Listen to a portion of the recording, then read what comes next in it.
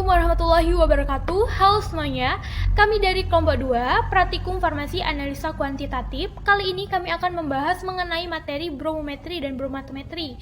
Materi ini akan dibahas oleh 3 rekan saya, yaitu Zulfarara, Anissa Nurrahma, dan juga Anissa Fitriani. Jangan lupa disimak ya guys. Bromometri dan bromatometri. Pengertian dari titrasi bromometri dan bromatometri itu adalah suatu metode titrasi yang didasarkan pada reaksi oksidasi reduksi, yaitu reaksi perpindahan elektron dari analit dan titrat. Bromometri sendiri itu adalah suatu metode penetapan kadar suatu zat menggunakan larutan baku bromin sebagai pereaksi. Sedangkan bromatometri itu adalah suatu metode penetapan kadar suatu zat menggunakan larutan baku kalium bromat. Kegunaan metode bromometri dan bromatometri ini digunakan untuk menetapkan senyawa organik aromatis seperti misalnya fenol, asam salisilat, resorsinol, peraklorfenol, dan sebagainya dengan membentuk trom-tribrom substitusi.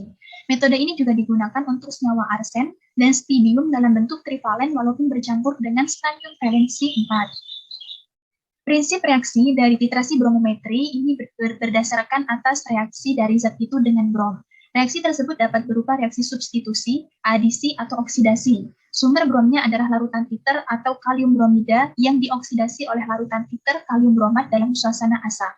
Titrasi bromatometri sendiri memiliki prinsip di mana zat uji yang bersifat reduktor langsung dititrasi dengan larutan titer kalium bromat.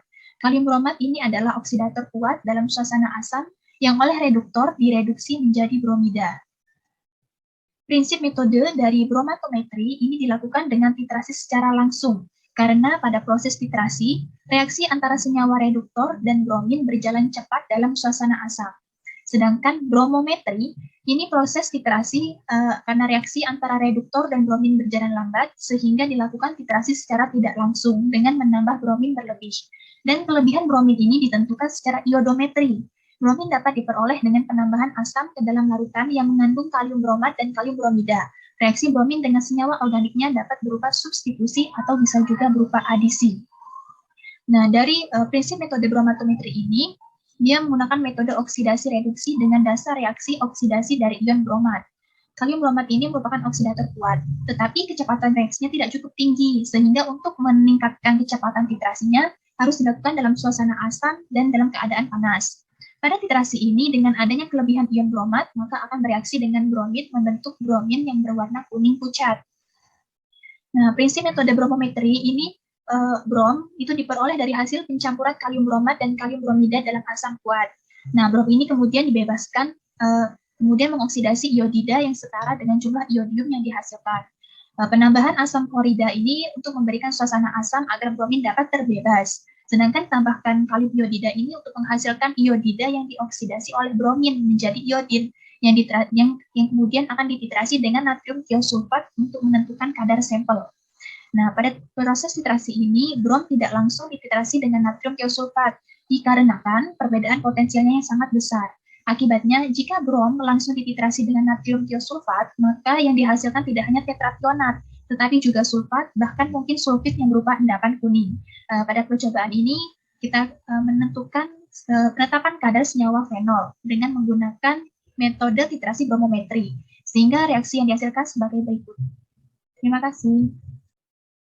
Baiklah, saya akan menjelaskan cara kerja atau prosedur kerja dari percobaan ini. Yang pertama itu kita masukkan dulu kalium bikarbonat ke dalam Erlenmeyer, kemudian larutkan dengan aquades.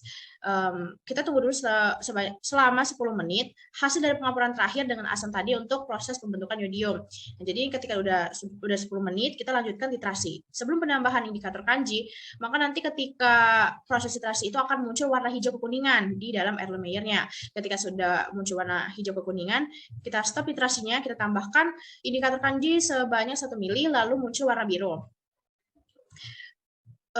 Karena reaksi antara yodium dan kanji tadi udah berubah warna biru, kita lanjutkan sampai birunya pudar atau menjadi bening. Sesudah warnanya itu berubah, barulah kita titrasi. Warna birunya sudah hilang, berarti kita hentikan proses titrasinya. Kemudian kita mencatat volume titrasi karena hasil dari pembakuan sekundernya kita akan hitung. Baku sekundernya dalam hal ini adalah natrium triosulfat sebanyak 0,1 N.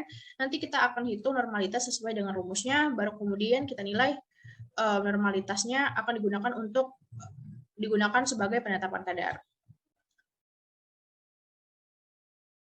Baik, berikutnya kita akan membahas data hasil pengamatan sebagai berikut.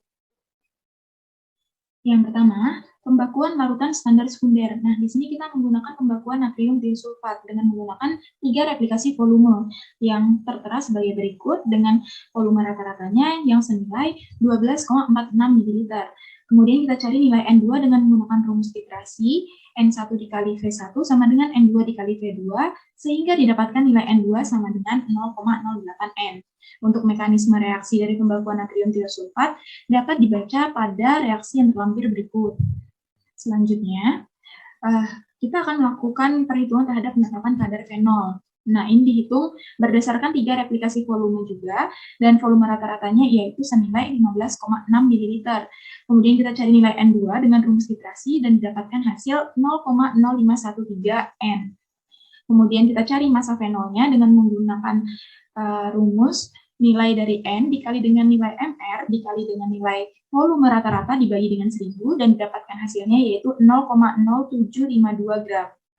Berikutnya, kita akan menghitung persen dari kadar fenol dengan rumusnya itu nilai dari massa fenol tadi dibagi dengan 10 dikali dengan 100%, sehingga didapatkan nilainya 0,752%.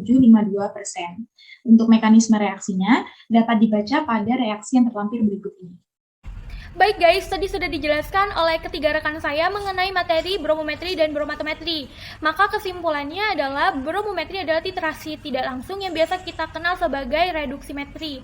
Titrasi ini menggunakan brom sebagai titrannya, dan bromatometri itu adalah titrasi langsung yang biasa kita kenal sebagai oksidimetri, di mana titrasi ini menggunakan kalium bromat sebagai titrannya.